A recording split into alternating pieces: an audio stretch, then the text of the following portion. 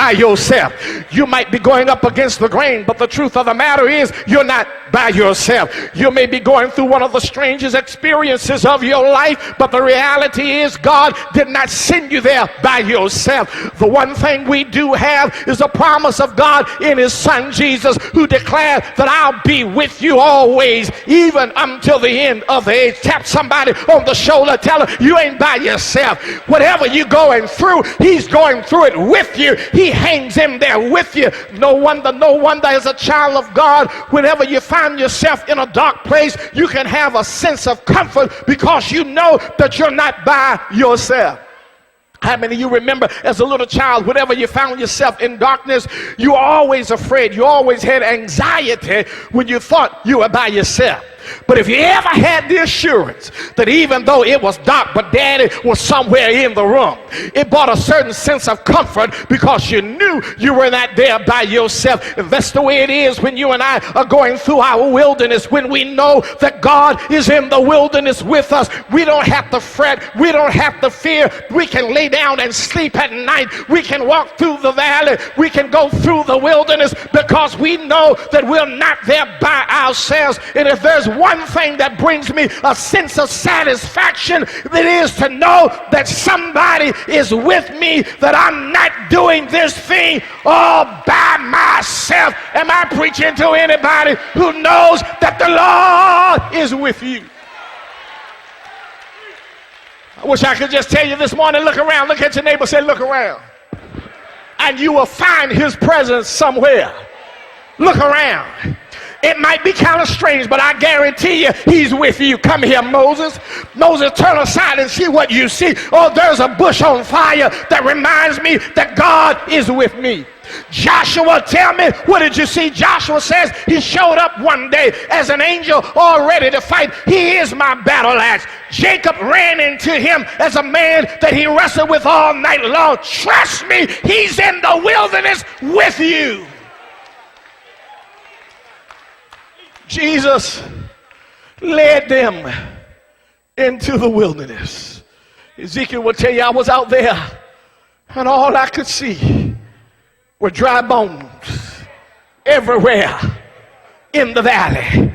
But while I was there in the valley, all of a sudden I heard something sound like a rushing mighty wind started to blow on those dry bones. Reminded me that I wasn't there by myself. David saw him as a shepherd who walked with him through the valley and the shadow of death. Job was going through a wilderness, and Job began to shout, I know that my Redeemer liveth, and though after these skin worms destroy my body, yet in my flesh shall I see God. Elijah said, I was in the wilderness, and while I was there, all I heard was a soft voice while I was hiding in the cliff of the rock. The psalmist shouted, whether shall I flee from thy presence? If I make my bed in hell, you are there. If I take the wings of the morning and fly to the uttermost parts of the earth, you are there. I don't know about you, but I'm satisfied in knowing that wherever I am not by myself, but that the Lord is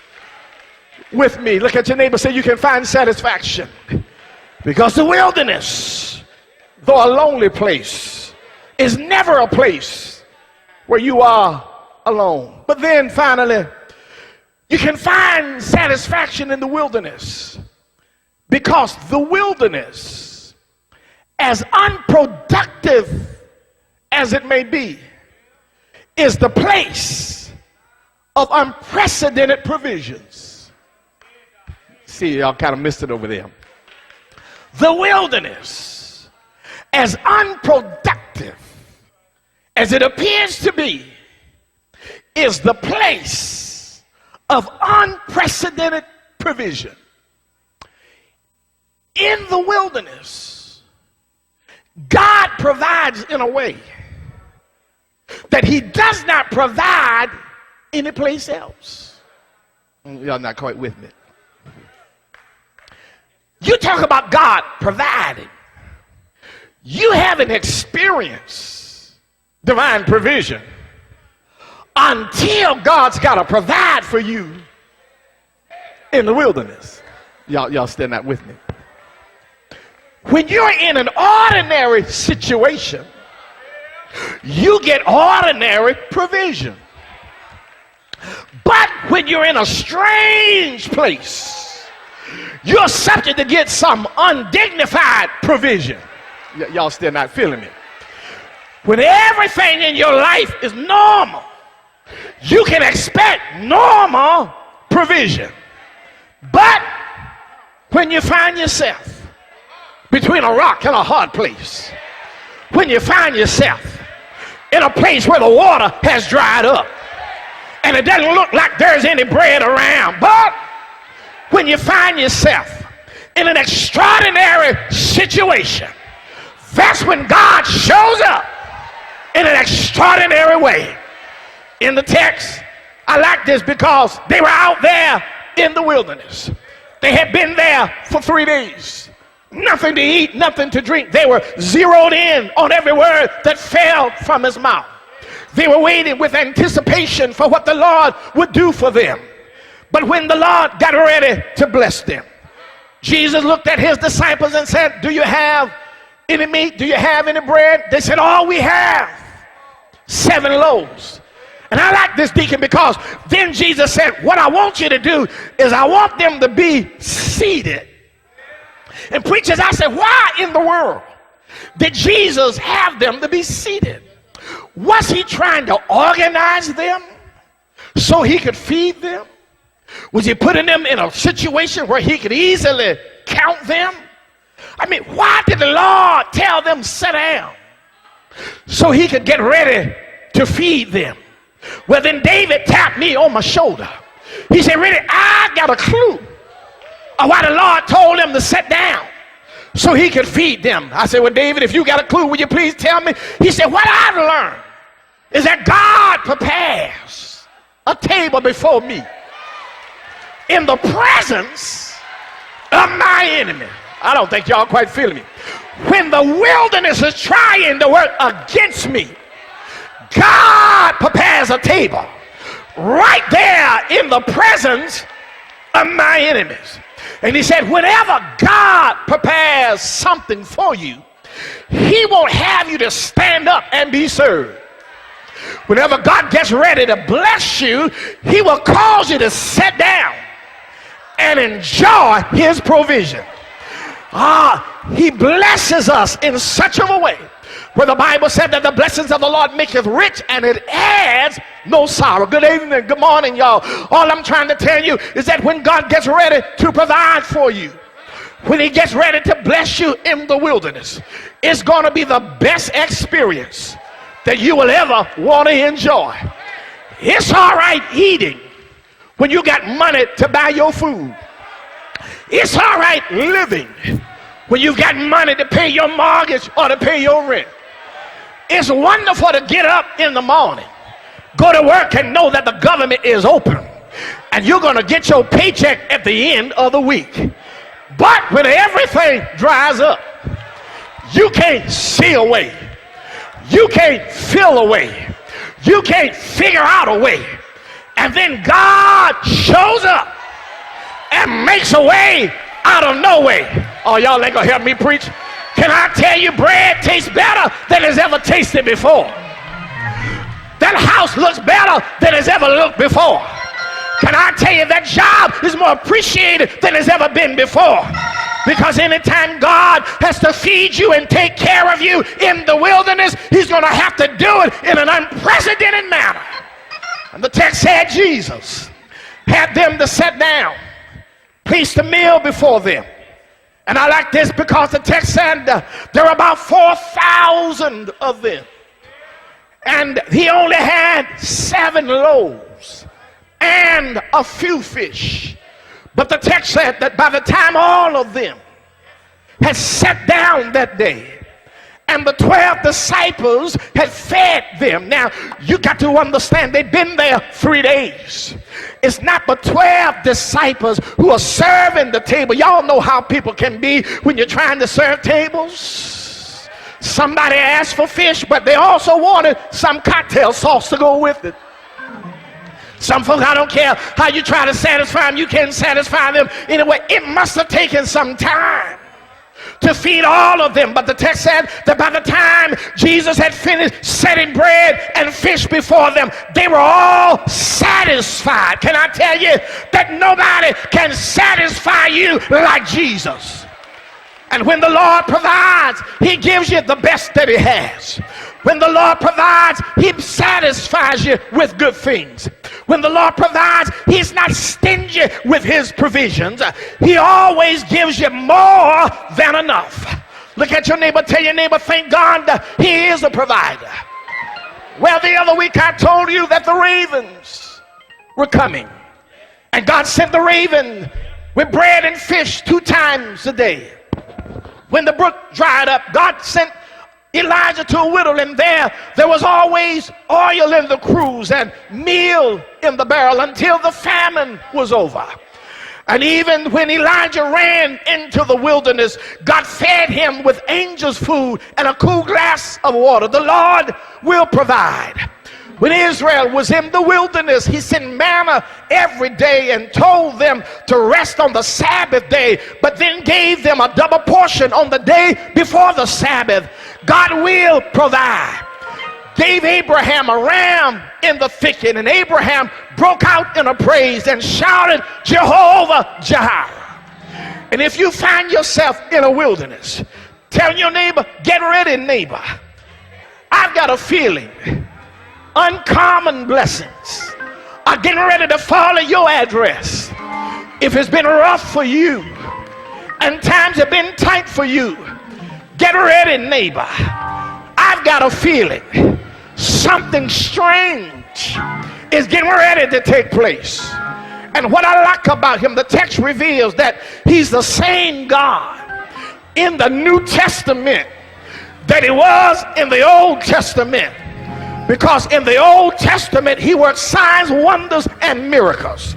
And in the New Testament, he's still working signs, wonders, and miracles. My time is up, but look at your neighbor and say, neighbor, he will satisfy in the wilderness. In fact, neighbor, my greatest blessings have come when I was going through. Neighbor, I found the Lord, not necessarily in good times, but I found him to be real good when times have been tough. So thank God that he's a wonder and a miracle worker in the wilderness. He's just as much God in the valley as he is in the hills. And all I want to tell you is that's why I'm here today. Good morning for real. Let me tell you this story as I go to my seat, because when I think about how God satisfies, I'm reminded of this story. A story is told of a hiker who was charged with eating an endangered species while trekking in the woods of California. And after this man had eaten this bird that was listed as an endangered species, he was arrested, stood before the judge. The judge quickly passed a hard sentence, gave the man 10 years behind bars.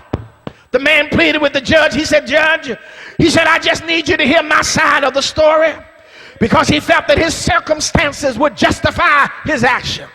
And so the judge said, all right. He said, let me hear your story before I send you off to jail.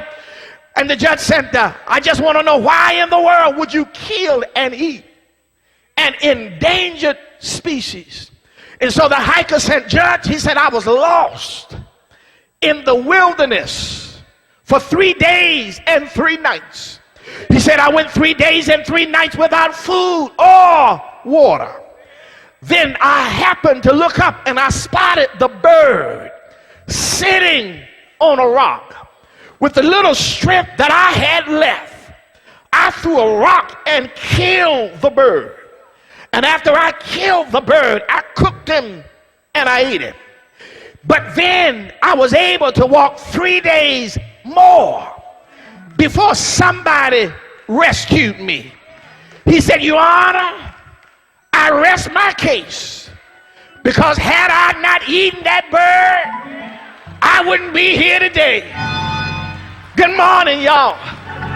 But tell your neighbor, had Had I not gone through the wilderness, I wouldn't be here today.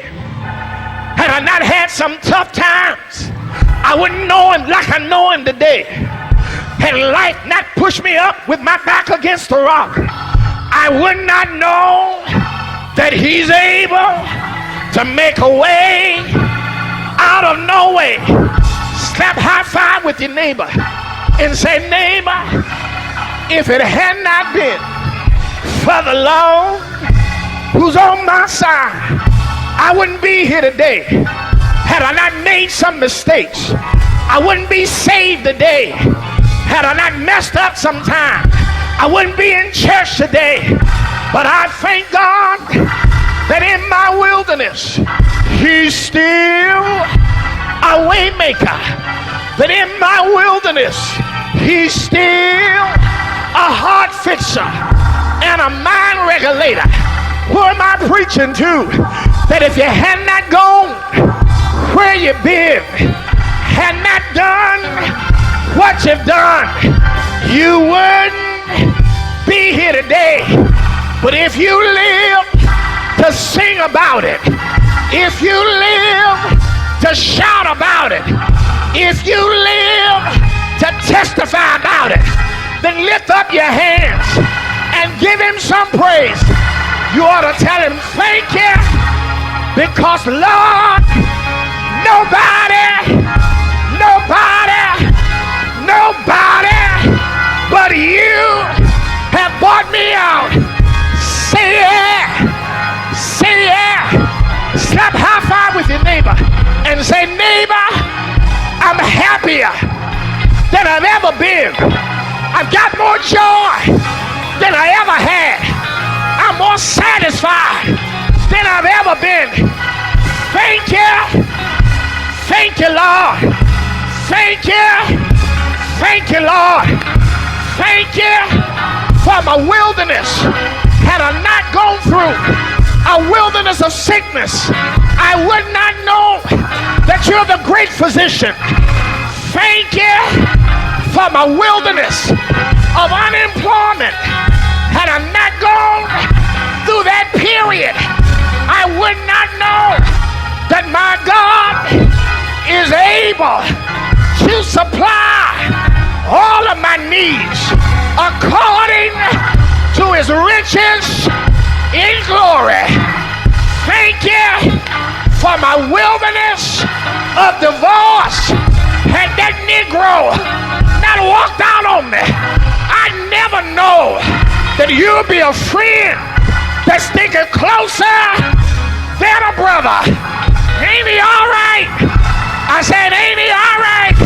Ain't he worthy of your praise? Say yeah.